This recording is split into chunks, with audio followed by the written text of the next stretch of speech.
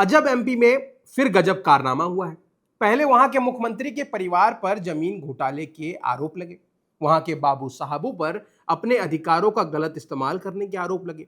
इंदौर में लगभग 15 लोगों को सरकार के तरफ से जो पानी दिया जा रहा था उसकी वजह से अपनी जान गंवानी पड़ी। और वहीं अब एक ऐसा कारनामा हुआ है वो आज तक अमेरिका में भी नहीं हो पाया था। अमेरिका क्या कहता था? क्या हो तुम? आज हम कहते पूरी दुनिया में अस्पताल भले ही ईंट, छड़ या फिर छत की मोहताज हो, मगर एमपी सरकार की फाइलों में उपजाऊ नर्सरी में वही हॉस्पिटल 6 साल से हरे भरे लहलहाते रहे हैं, वो भी बिना ये फालतू के खर्चे किए। बधाई हो सरकार, आपने चिकित्सा विज्ञान को उस ऊंचाई पर पहुंचाया है जहां एम्स भी नहीं पहुंचा पाया, क्योंकि आपने बिना दीवार के, बिना दरवाजे के, बिना बिस्तर के एक पूरा 100 बिस्तरों वाला सिविल अस्पताल जीवित रखा है। और उसमें 87 पद पर यानी 87 सजीव आत्माएं तनख्वाह की सलाइन पर टिक कर खड़ी कर दी है। और वो भी तब जब उस अस्पताल की जमीन तक अभी खोजी जा रही है, जैसे कि ये खोई हुई जमीन बचपन में खोया हुआ भाई हो जो किसी कुंभ के मेले में बिछड़ा 6 साल पहले हो। और बाबू साहब लोग आज भी माइक पर घोषणा करवा रहे हैं, जिसको भी इस जमीन के बारे में कोई सूचना हो कृपया निकटतम मंत्रालय में सूचना दे। और इन सब के बाद जब पत्रकार ने जिम्मेदार बाबू साहब लोगों से और मंत्री जी से पूछा तो जवाब मिला, पद जो है वो तो पोर्टल पर दिखता है, उसका कोई मतलब नहीं है। इंदौर के चीफ मेडिकल और health officer CMHO doctor Madhav Hasani ने दैनिक भास्कर को बताया कि खजराना में प्रस्तावित अस्पताल के लिए जमीन आवंटित अभी तक नहीं हो पाई। इस मामले को लेकर लंबे समय से वरिष्ठ कार्यालय के साथ बातचीत चल रही है। वहां के लिए स्वीकृत स्टाफ को दूसरे अस्पतालों में तैनात किया गया है। देख रहे हैं, देख रहा है विनोद। देख रहे हैं, आप लोगों के नजदीकी अस्पताल में हमेशा स्टाफ की कमी होगी, पर यहां अस्पताल बनाने से पहले ही फौज तैयार है, बस आपका इंतजार है।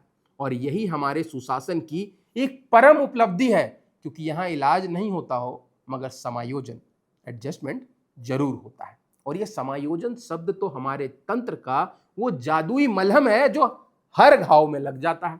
स्टाफ को कहीं भी अटैच कर दो, संजीवनी क्लिनिक में ठूस दो, PC सेठी में खपा दो, हुकुमचंद में सटा दो, फाइल में लिख दो, सुचारू रूप से संचालित।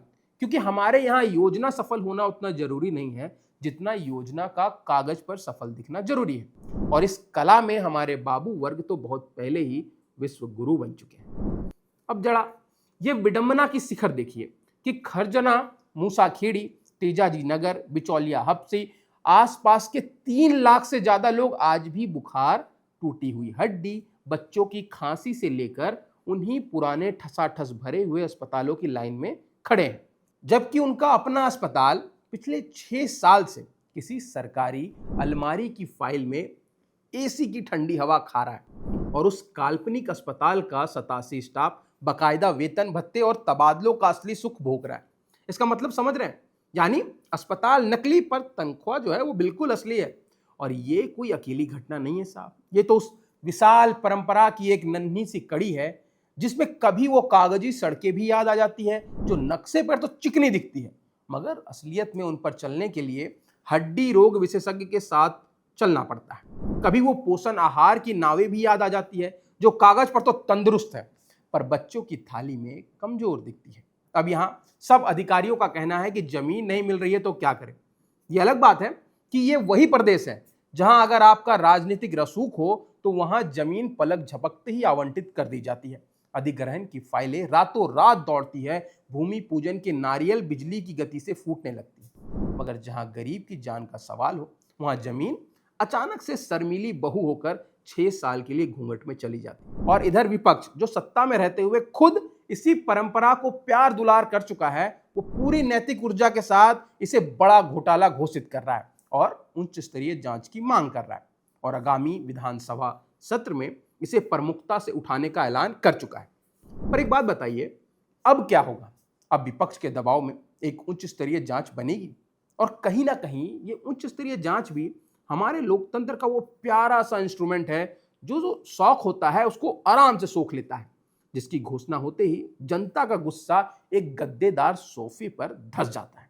जहां समिति बनती है, समिति की बैठक होती है, बैठक में मिनट्स बनती है, मिनट्स फाइलों में जाती है, फाइलें ठीक उसी अलमारी में पहुंच जाती है जिसमें वो अस्पताल वाली फाइल पहले से आराम फरमा रही है। और फिर कुछ बरस बाद जब कोई नया पत्रकार इस धूल को झाड़ेगा तो पाएगा कि जांच भी उसी अस्पताल की तरह स्वीकृत हो गई, पर फिलहाल के लिए आराम फरमा रही है। और लास्ट में सिर्फ एक बात कि ये जो हो रहा है वो भूल नहीं है। ना ना ना ना ना, इसको भूल ना समझना, क्योंकि भूल एक बार होती है, पर ये तो बार बार हो रहा है।